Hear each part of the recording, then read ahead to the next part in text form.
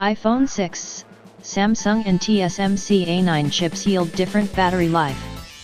The Apple iPhone 6s/6s Plus pair has been available for 2 weeks now, and initial hype around its new camera and 3D touch is starting to wear off.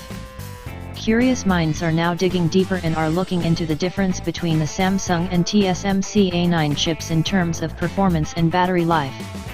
The Samsung-made piece is manufactured on a 14nm production line, while TSMC employed a 16nm process.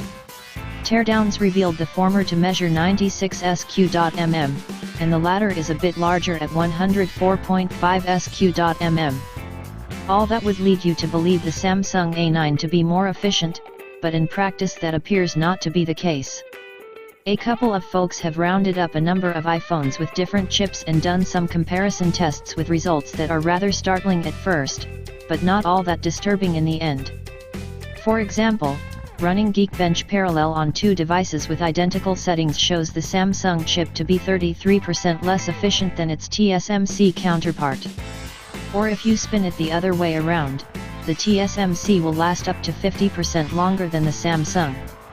In consecutive runs of Geekbench, that is, which is an isolated CPU benchmark and in no way representative of actual use.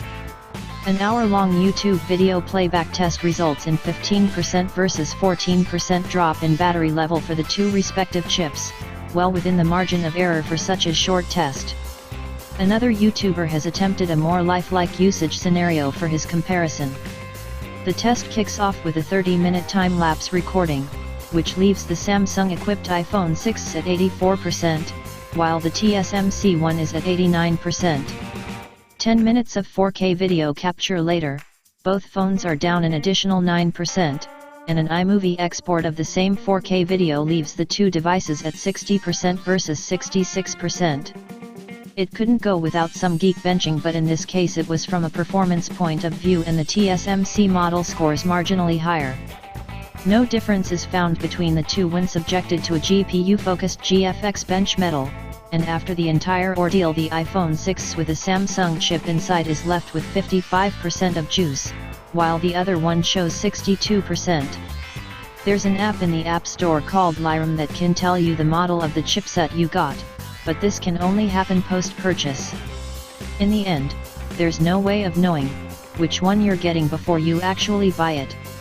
That said, unless your smartphone use is dominated by time-lapse recordings, whose isn't, it shouldn't make much difference for purposes practical.